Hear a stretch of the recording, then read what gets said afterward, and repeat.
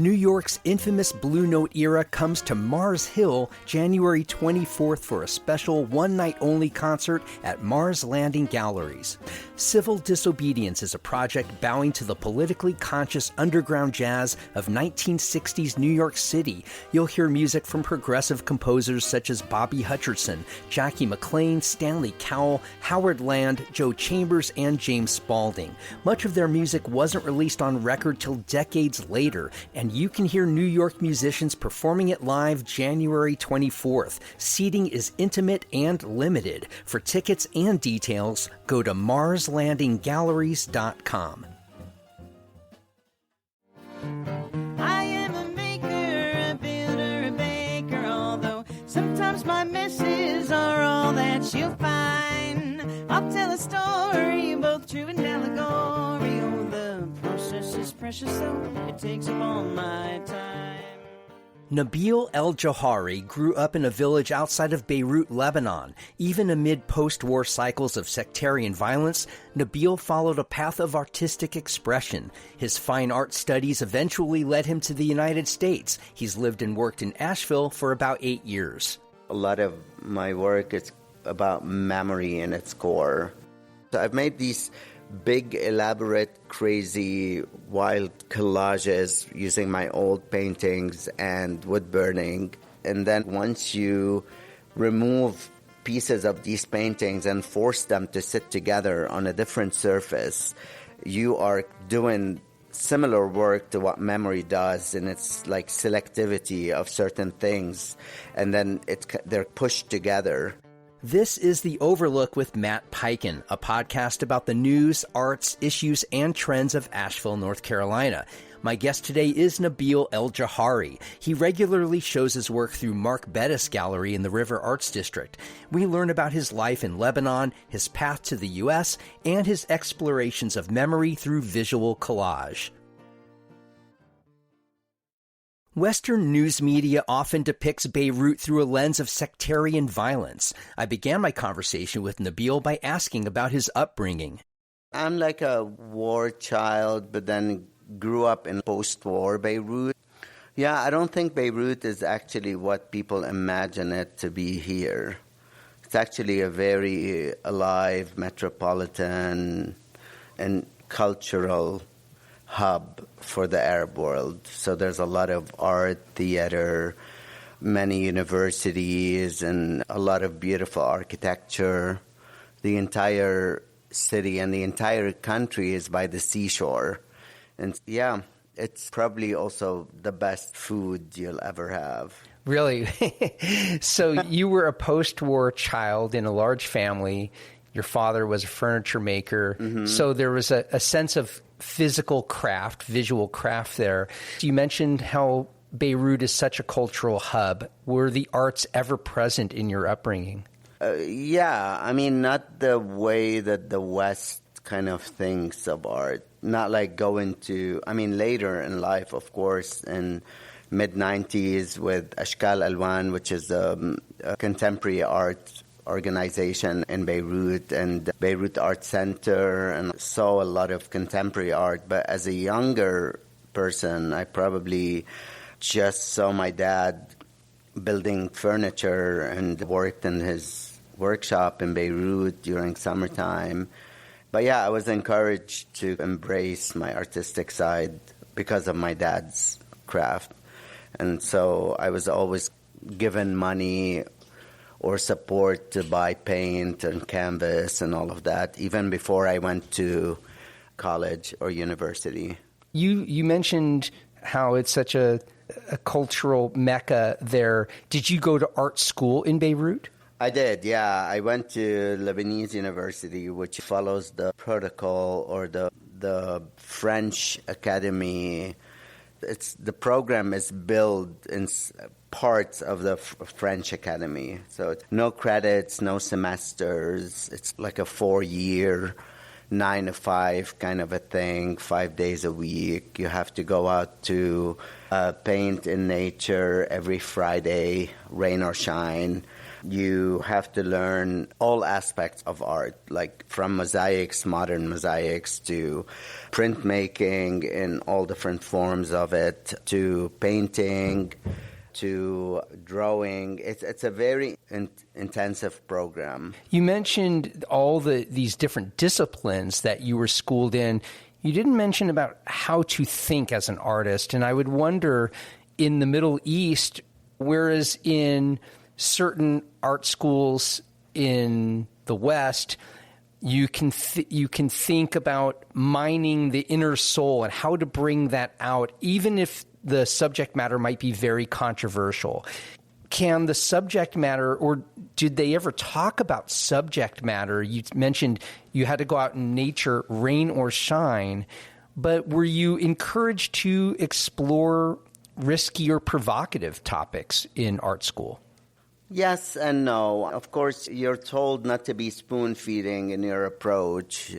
Being from there, if you want to do a painting about war, it's not encouraged that you would do something like, corpses and blood and things that are obvious.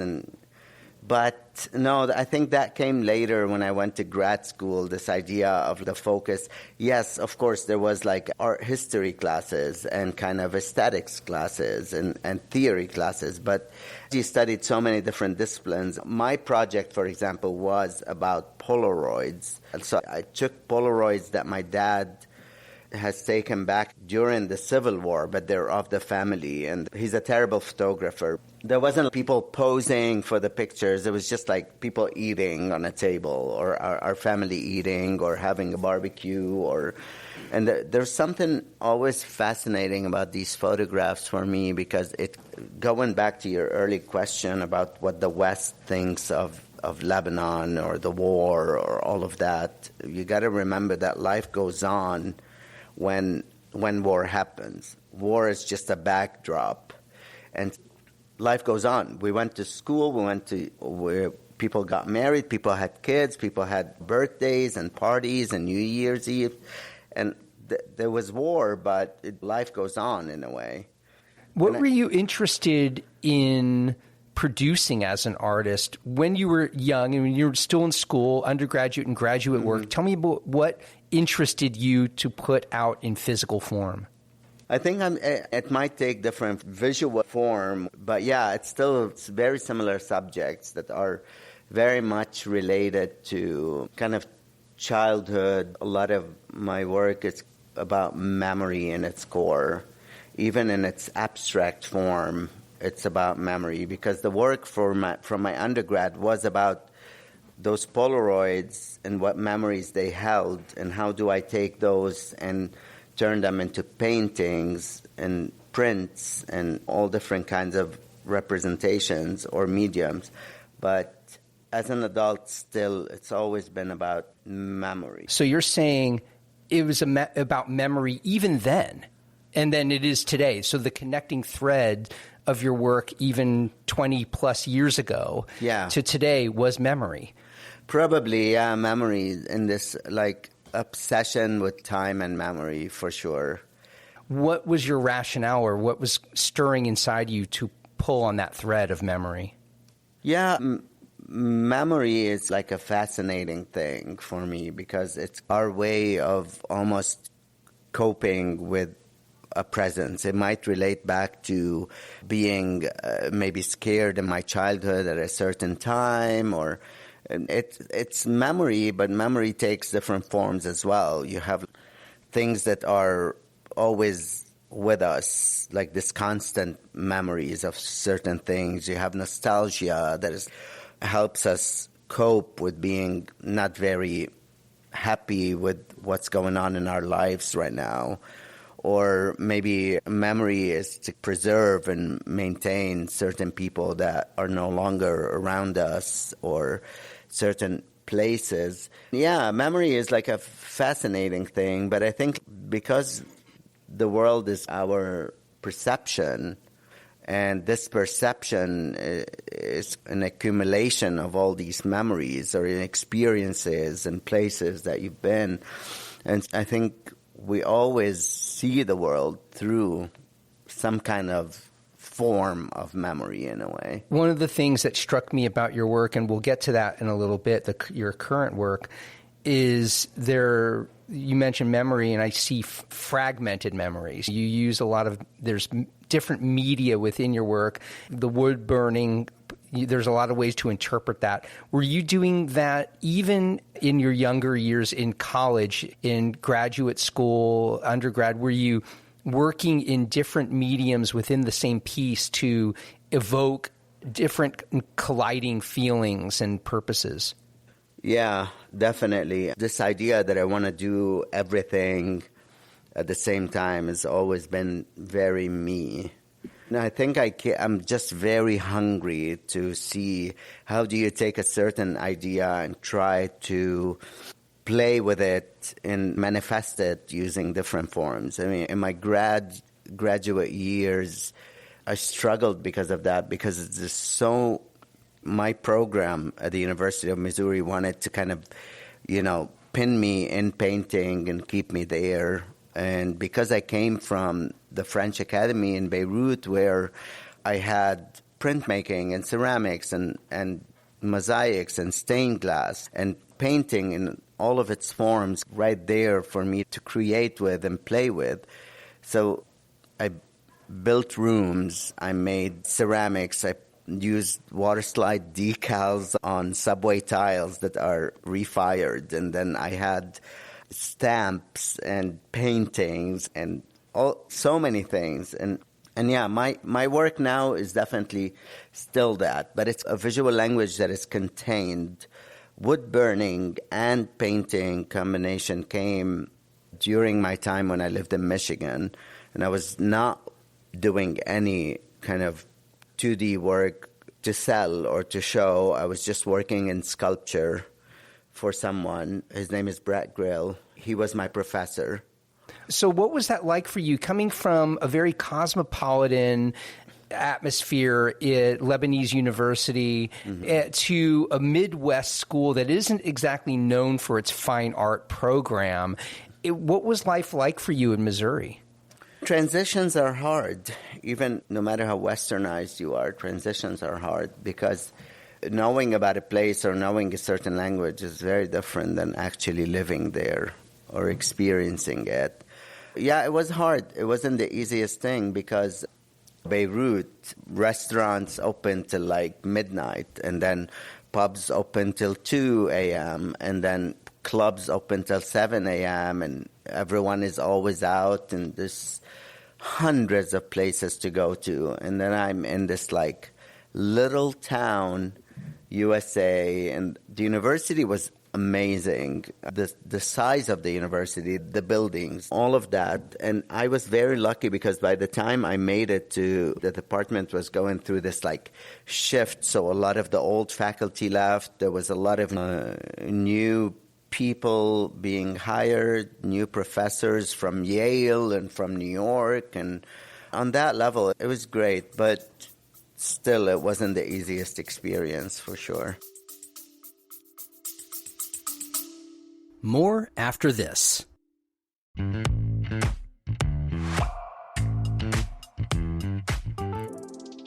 The First Look newsletter brings you news headlines from all over Asheville every weekday morning. You can scan it at a glance and see if there's something you've missed or just need to know more about. There are no ads disguised as stories, just the headlines in a quick, easy read. Get the First Look newsletter for free at podavl, that's podavl.com/newsletter.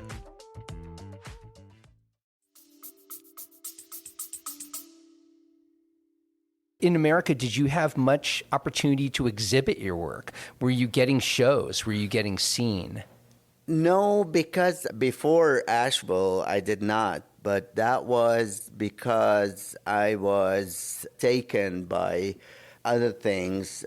I was in what they call like survival mode. Like I'm trying to survive being an immigrant, survive being someone that is not a physician or an architect or has a 9-to-5 job. You said you had a difficult time until you got to Asheville. in terms of your artwork. Mm-hmm. Were you discouraged to the point of thinking, I'm never going to be able to get my artwork out there? Was there a period of time before you came to Asheville where your artwork really took a back seat just because it had to? It took a back seat before I went to Michigan, yes. But I never stopped making art. It's so crucial for me to be able to create something. And I never back then made it with the idea that, oh, I'm going to try to sell this or try to show this. I was just like doing work, and I was also experimenting with the wood burning and painting. But to answer your question, yeah, Asheville was like, from the minute I got here, I'm selling art, I'm showing art. When did you move to Asheville, and what brought you here? Why Asheville of all places? How did that even open up to you, and when was that? So I was in Michigan working in sculpture, making these little collages. And then I get a message from a friend of mine. She said, I'm moving to Asheville. And I was like, where's Asheville? She said, oh, it's like this really artsy town in North Carolina. And then, funny enough, 2 months later, I met Mark Bettis online, and he said, why don't you send few of your work to the gallery and we'll try to sell them? And sure enough, he paid for shipping, and I ended up sending a bunch of these wood burning and collages from my old oil paintings over, and they started selling, and that was like, okay, I think I'm just going to move to Asheville and become a painter. These were your first sales as an artist. Yes, my first kind of real sales. So I was doing these little collages on wood burning, on live edge wood, that is like wood burning and painting. And I would post them, and people that know me on Instagram, nothing big, but every now and then I would sell like one to an old friend or an old neighbor and this or that. And it was like an extra $150 to $100 here and there. But I've never sold paintings for $10,000 and you stuff did of that nature. And you did through Mark. Yes, yeah. Here in Nashville, yeah. I can't remember how much artwork I've sold in the last year and a half. That's crazy. So you moved here about a year and a half ago?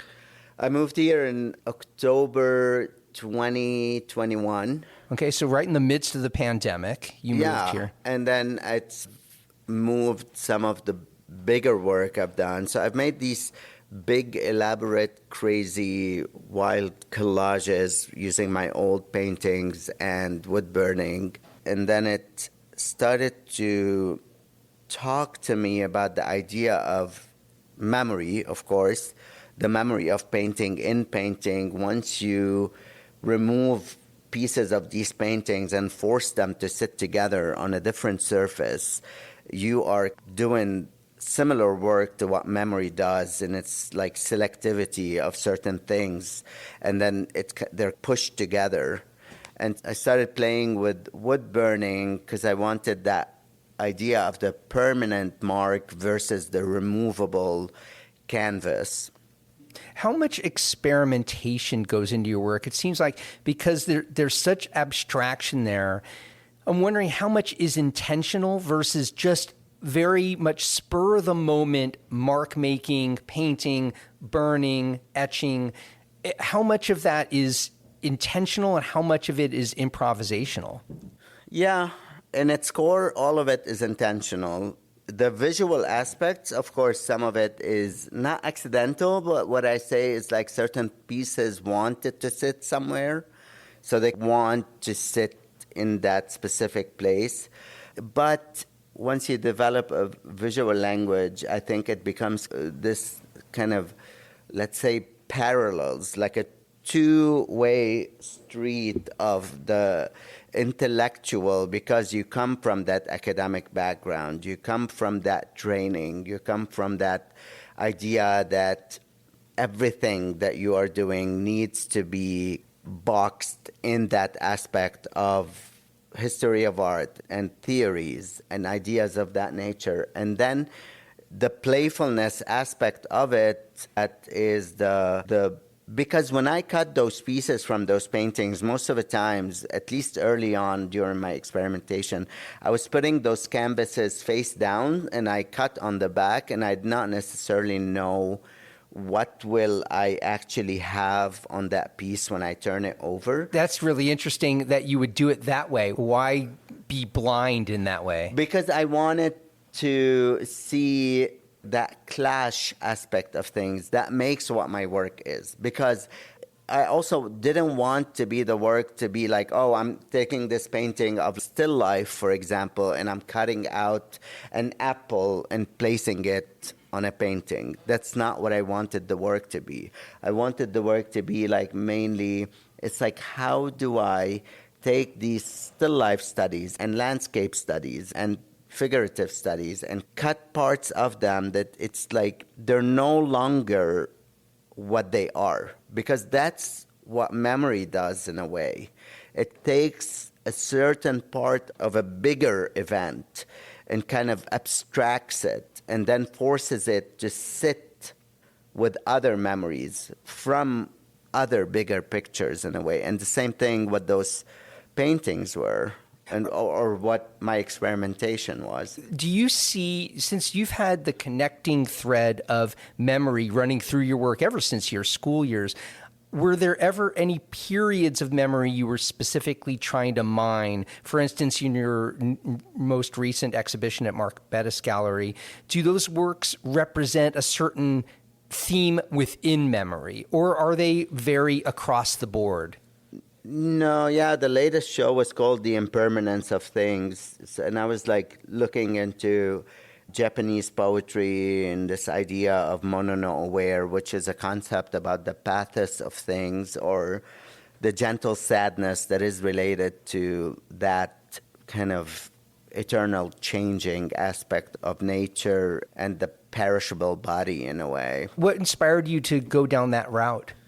Whenever I'm thinking of a show, I'm always thinking of what is the overarching idea that is underneath that kind of, I can take this visual language that I created of the collage and the wood burning and submit it to that concept.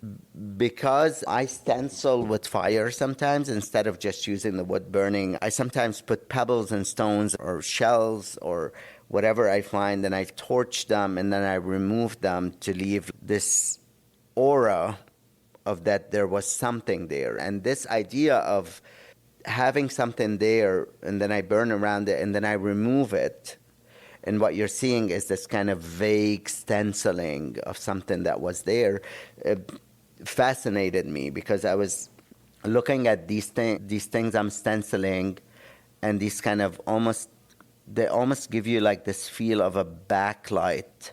And that made me think about how things were there and they were removed. And so I started looking into these ideas of these concepts that are related to the impermanence of things or the pathos of things. It seems, tell me if I'm wrong on this, that you're playing in your studio and finding things, like you mentioned, finding the light that comes through. That's not something you planned on, but when you found it, it opened up an idea of expression within you.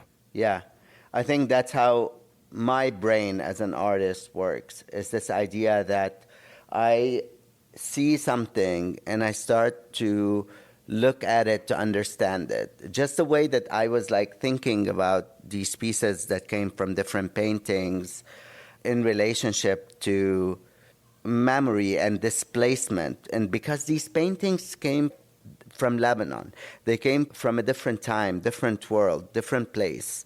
Every brushstroke, every subject carried so much of the person that I used to be before I came here. And then, so it was like as if I'm doing a work about memory that is also about being an immigrant, also about being displaced, also about the struggle of this displacement. But are you still feeling that struggle?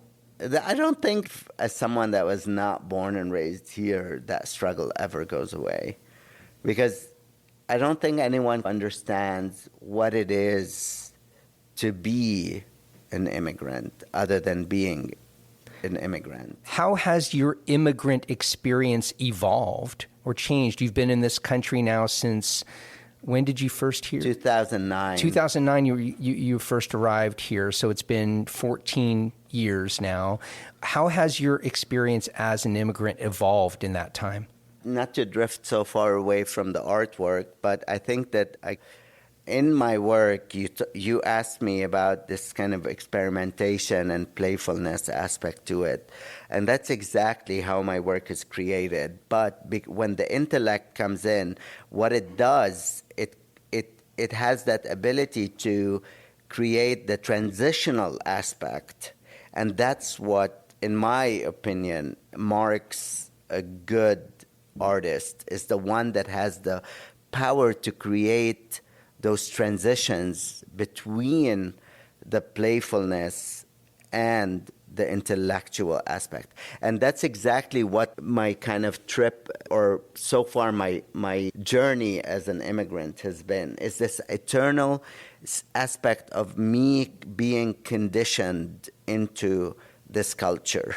I'm just always conditioning of understanding the body language of Americans, the decision-making, the passive aggressiveness or the plain aggressiveness, or the history of this country and the history of this place. And this is when you have to find that balance of the raw feelings that are so much of an immigrant with that kind of intellect of understanding and being able to do those transitions just the way you do them in an artwork.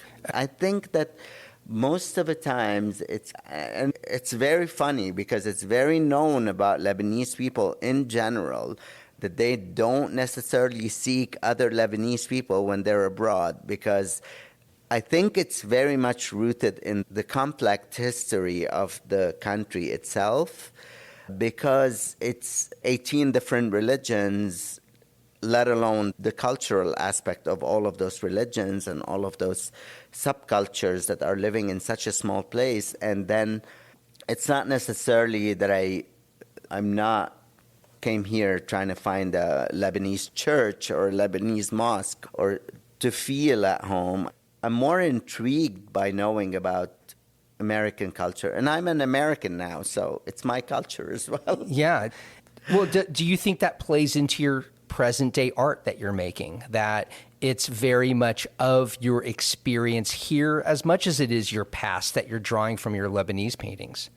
Yeah, definitely. The people that buy my art, the people that look at my art, they are mostly Americans. And in one way or another, there has to be part of me where of course, the work, no matter how intellectual and conceptual it is, it has that psyche aspect of who we are and who we've been and where we've been and our childhood and our memories and all of that. But so many times that becomes, after a while, the underlayer of the work, whether I'm painting now, I don't know, some commission of a landscape or a commission of a bouquet of flowers. What are you working on now? When are we going to see new work from you? I'm working on big-scale magic realist landscapes that are post the impermanence of things, which was on the darker side, like visually. Now I'm working on this very colorful, bright, elaborate magic realism landscapes. They're almost like secret gardens that are very welcoming. And it makes me happy because I feel like maybe it's like the work is taking like a very unexpected shift for me, but I'm loving it so far. Our First Look newsletter gives you just a handful of daily headlines from around the local media landscape to get you on your morning. We also have a weekly newsletter devoted to all things the Overlook that hits you every Friday. Both are free and available at podavl.com/newsletter. I want to thank my guest today, Nabil El Jaouhari. Our conversation happened inside the BB Theater in downtown Asheville. The owners, Susan and Giles Collard, have been so gracious enough to allow me to record my interviews there.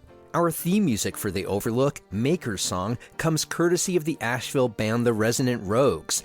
The Overlook is a production of Podcast Asheville. New episodes come out every Monday, Wednesday, and Friday wherever you get your podcasts. You can find us on any social media channel at AVL Overlook. And I'll see you on the next episode of The Overlook with Matt Peiken. Curious how the word y'all has conquered the English-speaking world? Ever wonder why there are so many dollar stores and what they mean to the American landscape? I'm Anissa Khalifa, host of the new podcast, The Broadside, from North Carolina Public Radio. We explore stories at the heart of the American South. Each week, we go beyond the headlines and cover a single topic that impacts our region and explain how it reverberates across the country. Follow The Broadside wherever you get your podcasts.